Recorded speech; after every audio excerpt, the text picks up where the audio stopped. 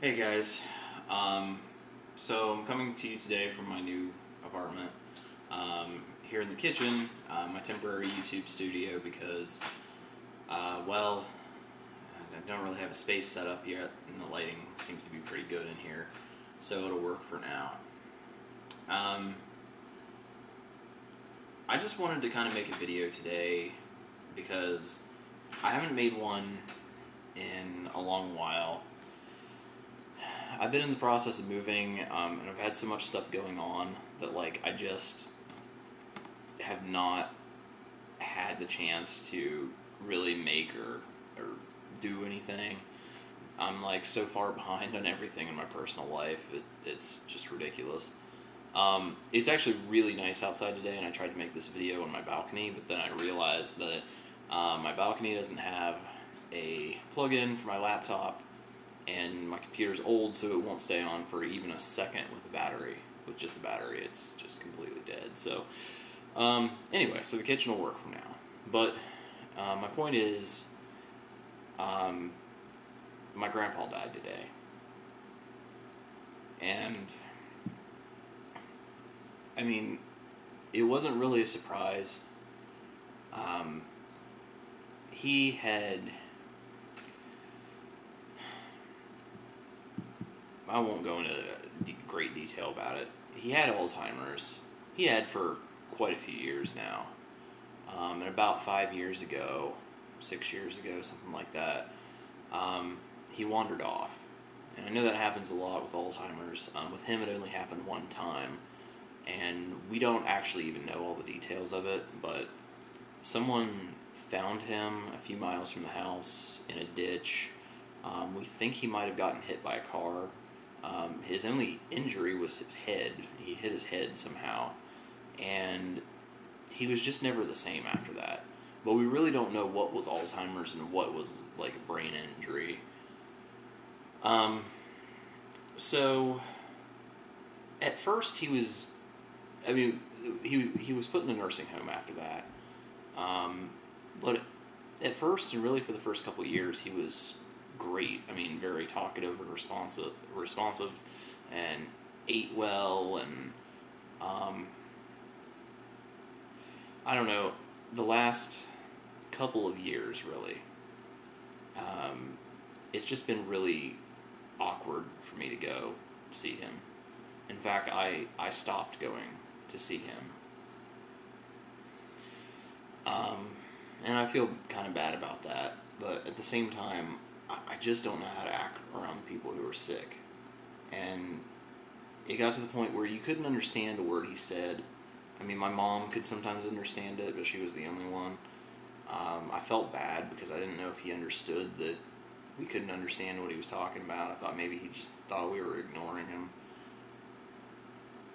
And then, as he got worse, he just slept all the time. Like, he wouldn't even wake up when you'd come in the room. Last time I saw him was Christmas, which was about 4 or 5 months ago, with my mom, and I didn't even say a word to him.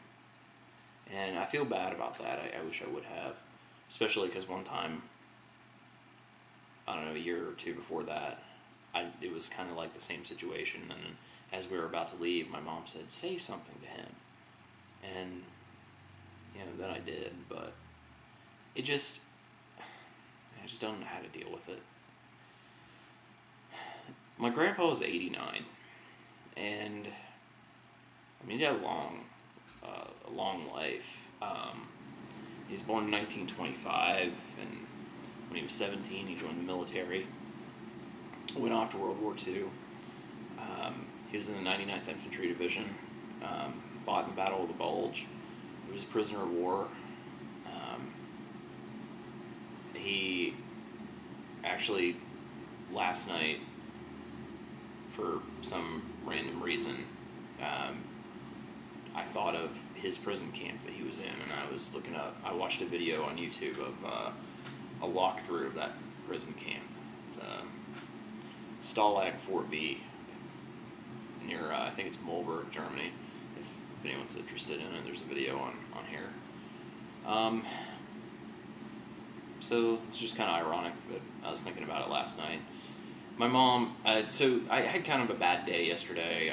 My car broke down, and I called my mom to tell her about it. And while I was on the phone with her, she said, "Hey, just to let you know, Grandpa's not doing very good. He has pneumonia," which he's had several times before. But I had that in mind, and when my mom called me, I was asleep, but she called and left me a voicemail this morning. And I knew, with her calling that early in the morning and me having just talked to her, I knew what it was. It took me a while to even press play on the voicemail, because, I knew. So, my grandpa and I weren't, super close.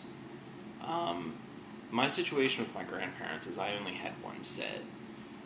My dad's parents died a long, long time ago. I was born in 1985. My grandpa on my dad's side, he died in 1964. So, he missed me by 21 years. And my grandma on my dad's side, she was born, well, I guess it doesn't matter when she was born. She died in 1972, so that was still even before my parents started dating. And that left me with my mom's parents. They were my grandparents that I knew my whole life. My grandpa, he was kind of an interesting guy because he was very, very manly. He was a very strong male role model. Although I didn't really emulate him, I guess, but he was a good role model in a lot of ways. But I guess he didn't have a whole lot of influence over how I developed, because he didn't really talk. My dad pointed this out about my mom's family and thought that it was just absolutely bizarre. But if my dad was there, or really anytime, my grandparents and my mom, they could sit all in the same room with one another for hours at a time and not say a word to one another. Honestly, I think my grandpa was kind of terrified of my grandma. She definitely ran the show, and he was kind of I think a lot of the guys at that time, they didn't fight about it. They made their marriage work, and I think the way that he made it work is he had a shop, a little building outside. It was kind of like a tool shed, office sort of thing. And he would go out there and fiddle around with stuff, work on the tractor, work on the car, do something around the farm. And he would go out there to get away from her. Most of what I remember my grandpa doing is just reading the newspaper. That was his big thing, and it seemed like it took him all day to do that. But he did that every day for forever. And I guess I was a little bit closer to my grandparents than most people would be to their grandparents, because my grandparents did actually have custody of me. I think it was from my sophomore or junior year of high school until I graduated. I lived with them, and I lived, I want to say I lived there for a few months after I graduated high school, but I don't remember exactly when it was I moved out. So,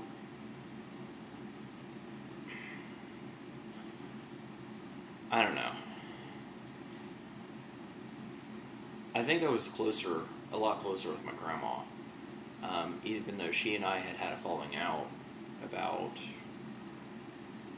6 years before she died.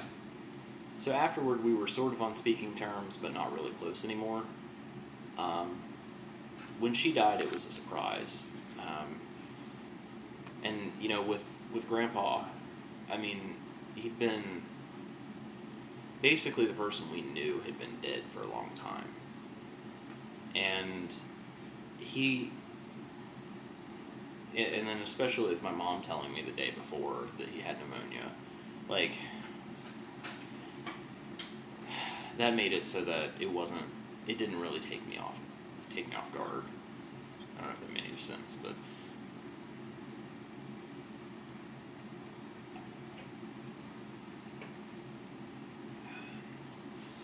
So,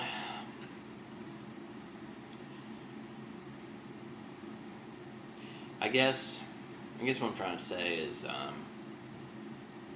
it's just kind of a pivotal moment in my life. It's, my grandparents are gone, all of them now. I do have some regrets. I wish I knew my grandpa better. I wish we would have been closer. I wish I would have asked him more questions about his family and about the war, and I wish we could have spent some more time together. I tend to, about my life and about my family, I tend to only remember negative things. But I do remember, some positive things about him. One negative instance stands out. It wasn't anything that he really did. I didn't agree with his opinion. He was kind of rude about it, but he was, it wasn't horrible. But I think our big thing really was when I lived with them. He would take me in his truck in the morning and drive me down to wait in the truck with the heat on for the school bus, or drive me to school if I missed the bus.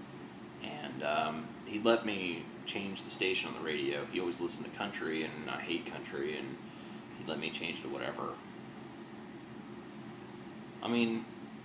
That does show he really cared about me. And he gave me a knife. I don't remember when. I think it was in junior high, maybe elementary, maybe 5th, 6th grade, maybe. I loved that knife. I carried it everywhere. This is, of course, before 9/11, before Columbine. It was totally fine to take pocket knives to school. But I think when I was in high school, my mom took it away from me or something. And I haven't seen it since then, so who knows? It's somewhere in her house, I'm sure, but who knows where it is. And then one year, I think it was for Christmas, my grandpa bought me a tool set, a big toolbox with a lot of stuff in it. I don't have it up here at the new apartment. It's in storage down in Marietta, but what's even more special about that is in the bottom of it, it's got the slide-out drawer, and it's got just a hammer in it. I think some kind of specialty hammer, but it was his mom's hammer, so my great-grandmother's hammer. That sounds stupid, but just the fact that he would give me something of his mother's that, he valued, that means a lot to me. So, I know my mom, it's about a little before 6:30 right now. He died at 3:20 this morning.